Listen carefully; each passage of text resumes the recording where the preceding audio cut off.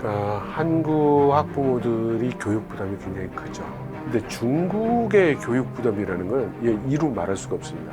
학생 하나가 있으면 두 사람의 부모가 있죠. 그 두 사람의 부모는 각각 두 사람의 조부모가 있기 때문에 한 학생, 한 어린이에게는 6명의 어른이 붙어서 케어를 해주는 겁니다. 그러니까 이 어린이 입장에서도 너무나 숨막히는 그 인생인 거예요. 중국에서 잘 보도는 안 하지만 상당수의 어린이 자살이 있습니다.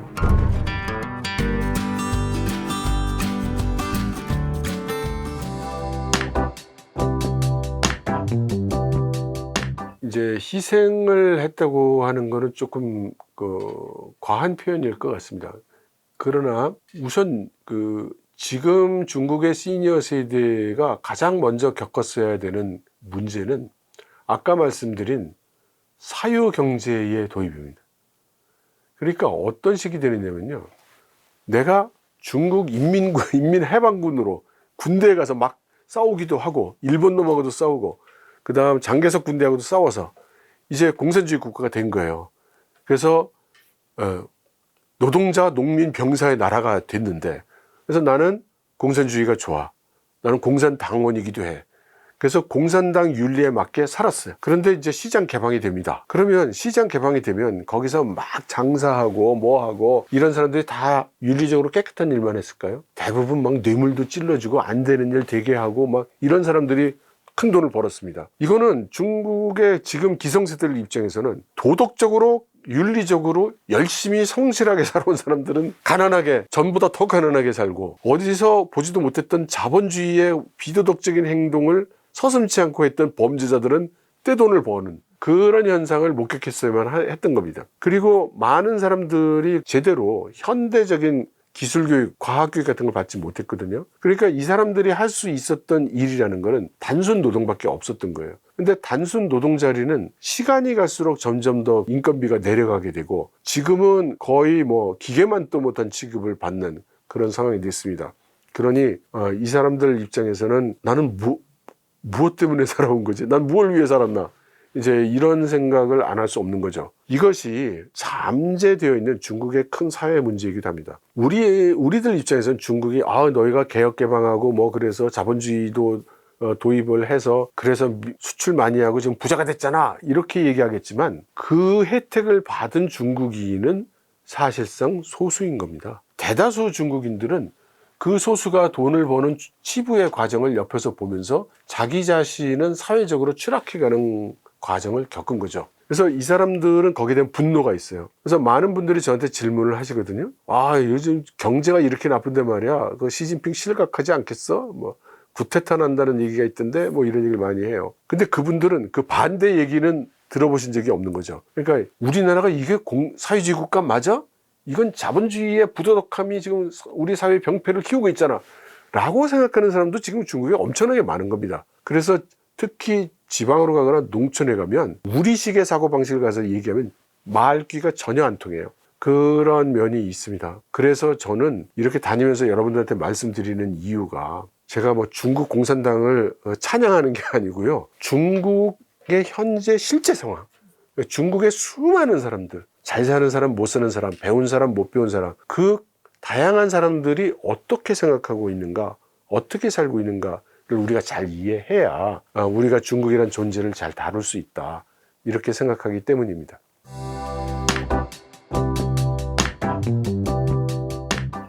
그러니까 한국 학부모들이 교육 부담이 굉장히 크죠. 그 결과 이제 교육으로 인한 불공정, 사회 불공정, 이런 것도 커져가는 것 같아요. 근데 중국의 교육 부담이라는 건 이루 말할 수가 없습니다. 우선 그동안 한자녀 정책을 계속 있지 않습니까? 그래서 학생 하나가 있으면 두 사람의 부모가 있죠. 그 두 사람의 부모는 각각 두 사람의 조부모가 있기 때문에 한 학생, 한 어린이에게는 6명의 어른이 붙어서 케어를 해주는 겁니다. 그래서 눈 뜰 때부터 눈 감을 때까지 이 6살이 돌아가면서 좋게 표현하면 관리, 나쁘게 생각하면 통제를 하는 겁니다. 그러니까 이 어린이 입장에서도 너무나 숨막히는 그 인생인 거예요. 중국에서 잘 보도는 안 하지만 상당수의 어린이 자살이 있습니다. 어린이들이 그 부모의 압박을 견디지 못해서 아파트 베란다에서 뛰어내려 자살을 하거나 이런 경우가 상당히 있습니다. 그럴 정도로 숨 막히고 사람 잡는 분위기예요. 그래서 학교 갈 때 부모 또는 조부모가 데려다 주죠. 학교 가면은 공산당 교육이죠. 거기서 하교하면 딱 그 자리에서 붙잡아가지고 데려오죠. 그리고 우리보다 훨씬 더 사교육이 또 심합니다. 사교육이 이제 망조다 해가지고 결국 작년인가요? 재작년에 시진핑 주석이 사교육을 완전히 때려잡았죠. 모두 금지시키고 이렇게 했어야만 했습니다. 그럴 정도로 숨막히는 거예요. 그리고 우리나라에도 과거에는 그랬습니다만 사회의 피라미드의 아래층에 있는 가정에서 사다리를 올라갈 수 있는 유일한 방법이 돈 없는 집에서 신분의 사다리를 올라갈 수 있는 유일한 방법이 공부였습니다. 지금은 우리나라는 그 신분의 사다리도 돈 있어야 타는 걸로 돼 있죠. 가난한 집 아이는 뭐 강남 3구에 들어갈 수도 없는 거고 필요한 스펙 쌓기도 어려운 거고 따라서 좋은 대학 못 가는 거고 따라서 좋은 취업을 할 수 없는 그런 세상이 돼가고 있죠. 중국은 더 심합니다. 중국 더 심해요. 하지만 유일한 방법이에요. 공부를 잘해서 좋은 대학을 가서 좋은 직장을 얻고 거기서 성공을 하는 게 사회적으로 신분 상승을 할 수 있는 유일한 방법이에요. 그러니까 이 공부를 얼마나 열심히 하느냐. 정말 그 눈에 불이 나오게 합니다. 눈에 불이 나오게 해요. 그러면 선생님들한테 주어지는 압박이 얼마나 심한가. 우리나라 선생님들이 받는 압박은 압박이라고 할 수도 없습니다. 그러니까 학부모가 그 중국에 이런저런 엄청난 사람들이 많아요. 자기 아이가 선생이 제대로 못 가르쳐서 우리 아이가 성적이 나빠졌다. 칼 들고 옵니다. 그 선생님들의 그 압박도 이루 말할 수가 없어요. 반면에 명문학교에 힘이 있는 선생님이 있으면 학부모들은 그 앞에 가서 다 빌죠. 그래서 막 믿습니다. 뭐 이거 해야 되고요. 그렇게 이 교육이라는 게 중국 사회에서 차지하는 비중이 엄청나게 높습니다. 이렇게 치열하게 경쟁을 하는 데서 공부를 잘하는 애들이 나오면 중국에서 뭐 북경대 1년에 뭐 이렇게 얘기할 수 없습니다. 1,400만 명이 시험을 쳐서 여관급이 들어가는데 이건 정말 그 고르고 고른 천재 중에 천재들이 들어가는 거예요. 그런데 이러다 보니까 중국에서는 이 천재를 미리부터 키워야 된다는 생각들이 많습니다. 그래서 우리나라는 옛날에 뭐 우열반 같은 거 한 적이 있었잖아요. 그러면 또 이게 무슨 평등이 뭐 되네 안 되네 해서 말이 많았지 않습니까? 근데 중국에서는 우열반 나누는 건 당연한 겁니다. 이게 그리고 우리나라처럼 거기에 대해서 이의가 없어요. 왜냐? 우리나라에서는 출세한 놈이 친구들을 전처럼 대하지 않습니다. 이게 우리나라의 현실이고, 근데 중국은 내 친구가 높은 사람이 되잖아요. 예를 들어 제 친구가 장관이 됐다. 어저께하고 똑같이 대해줍니다. 같이 밥도 먹고요. 그러니까 내가 아는 사람이 출세하는 건 나한테는 이득만 되지 손해가 없어요. 우리나라에서는 나하고 가까운 사람이 출세를 하면 나는 친구를 하나 잃을 뿐입니다. 뭐 다 그렇다는 건 아니지만 이제 그런 경향이 있다는 거죠. 그래서 중국에서는 예를 들어 북경대학이나 청와대학이나 이런 데 들어갈 수 있을 것 같은 친구가 우리 학교에 하나 나왔어. 그러면 학교가 어떻게 해서든 얘를 보내서 우리가 청와대나 북경대 입학생을 한 명이라도 만들어보자. 이게 이제 이 학교의 사명이 되는 거예요. 그러면 여기에 대해서 또 선생님들 다 협조해. 그리고 학부모나 학우들도 협조하는 겁니다. 왜냐하면 우리 아이가 보니까 북경대 가긴 좀 어려운 것 같아. 그러나 북경대 간 친구가 있는 아이는 될 수 있잖아요. 우리나라에서 솔직히 서울대 법대나 뭐 서울대 의대 간 친구가 있으면 속만 상하지 뭐가 그렇게 좋아져요. 근데 중국은 안 그래요. 그러면 좋아지는 거예요, 자기가. 그래서 그걸 밀어줍니다. 그래서 중국에서는 공부 잘하고 머리가 뛰어난 소위 천재 소리 듣는 사람들이 자주 나오는데 이 사람들이 보통 이제 북경대나 청와대를 갈 때 나이가 뭐 빠르면 15살, 16살에 갑니다. 그러면 어떤 때는 19살에 졸업해요, 대학을. 최근에 그 이슈가 된 그 딥시크의 여자 그 개발자가 있었죠. 그래서 샤오미에서 뭐 연봉 몇십억 줄 테니까 오라고 하는데 안 간. 나이가 이제 20 몇 살이었죠. 근데 생각해 보세요. 그게 우리는 아이고 애네 그럴지 모르지만 15, 16살에 중국에서 제일 좋은 대학을 가서 거기서 머리가 또 거기서도 뛰어난 애들은 3년이면 또 졸업해요. 그래서 뭐 18, 19에 졸업을 해서 박사과정 이제 석박사 통폐합 과정 하면은 2, 3년에 박사를 땁니다. 그러면 21, 2살에 박사가 돼서 27살이 되면 그러면 6, 7년을 기술 개발을 한 게 되는데 가장 훌륭한 경쟁자들, 팀원들과 함께 그 개발을 하는 거예요. 그 힘을 우습게 보면 안 될 거라고 생각합니다.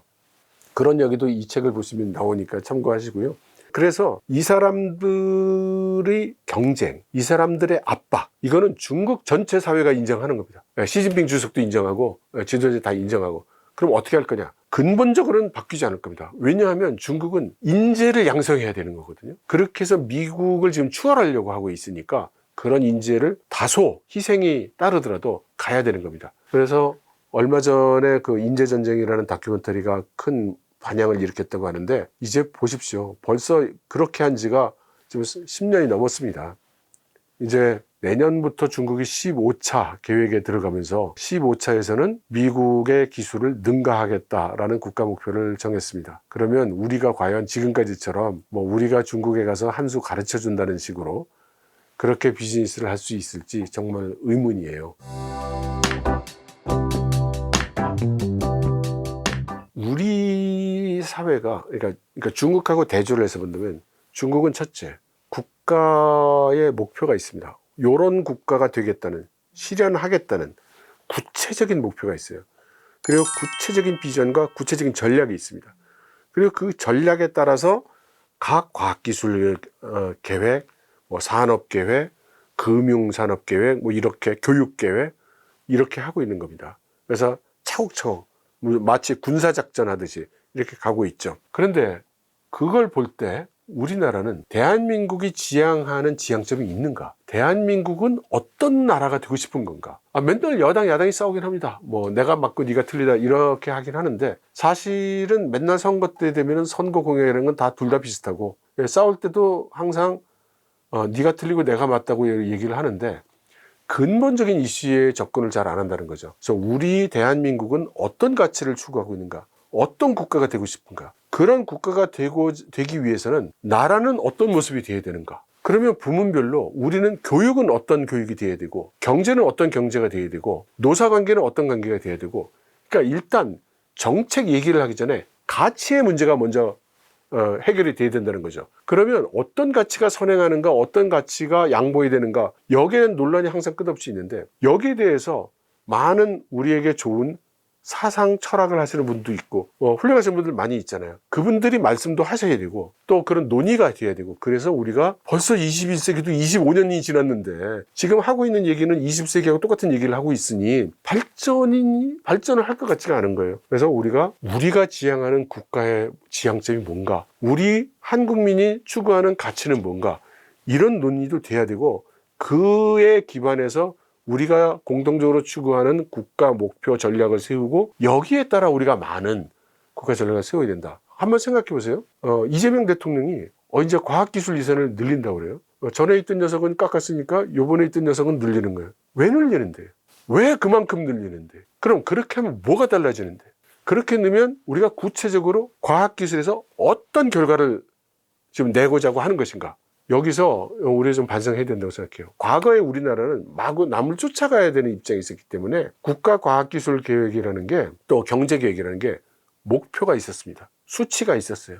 뭐 과학기술 같으면 뭐 예를 들어 전전자 교환기를 개발해야 된다. 또 지금 우리가 그 광산에서 하듯이 KF-21을 개발한다. 성공해야 된다.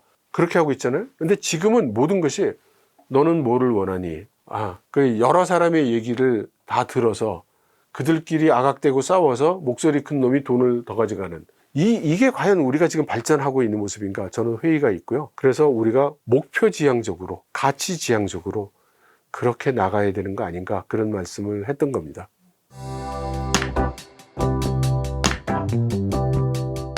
저희 부모님 세대도 그렇고 저희 세대도 그렇고 간단히 얘기하면 우리는 트라우마의 세대입니다. 저희 부모 세대는 일제 거쳤고요, 6.25를 거쳤어요. 그래서 엄청난 전쟁이라는 그런 극한 상황을 겪고 오셨습니다. 그러다 보니 못할 일이 없으셨어요. 그래서 저희 세대를 키우는데 정말 모든 걸 다 하셨습니다. 저희 세대는 소위 권위주의 체제라는 거를 보냈죠. 그래서 이제 유신 정권도 지내고 전두환 정권도 지내고 이렇게 해왔습니다. 그 과정을 지내면서 우리에게는 경제적으로 성공해서 잘 살아야 된다라는 게 지상의 목표처럼 됐어요. 근데 지금 우리 젊은이들은 그렇지 않잖아요. 민주화된 사회에서 교육도 가장 많이 받고 국제화, 글로벌화도 제일 많이 됐습니다. 반면에 취업 상황이라든가 경제 발전이라든가 또는 사회 참여라든가 젊은이들의 의견을 사회에 반영하는 부분에 있어서는 어쩌면 가장 최악의 상황에 있는 세대라고 할 수 있을 것 같아요. 그래서 저는 우리가 우리 젊은이들에게 이래야 저래야 된다고 그렇게 얘기해서는 안 된다고 생각합니다. 왜냐하면 우리가 만들고 싶은 사회상을 우리는 어느 정도 만들었거든요. 그 사회에서 지금 큰 젊은이들이잖아요. 근데 우리는 지금 젊은이들이 원하는 것에 대한 목소리도 지금 듣지 못해요. 저는 알 수 없습니다. 그리고 그들이 어떤 사회를 원하는가도 지금 저희는 듣지 못해요. 정치에서는 그래 뭐 청년의 이야기를 들어야 돼, 청년위원 뭐 이렇게 해서 한두 명 데려다가 일부에 어쩌면 왜곡된 것일 수도 있는 그런 얘기를 듣는 걸로 형식적으로 끝나잖아요. 그럴 게 아니라 우리가 우리 젊은이들이 원하는 것, 우리 젊은이들이 괴로워하는 것, 우리 젊은이들이 추구하고자 하는 것들에 대해서 우리가 더 제대로 듣고 그들이 그 꿈을 이룰 수 있도록 우리 시니어 세대들이 밀어줘야 한다고, 도와줘야 한다고 그렇게 생각합니다.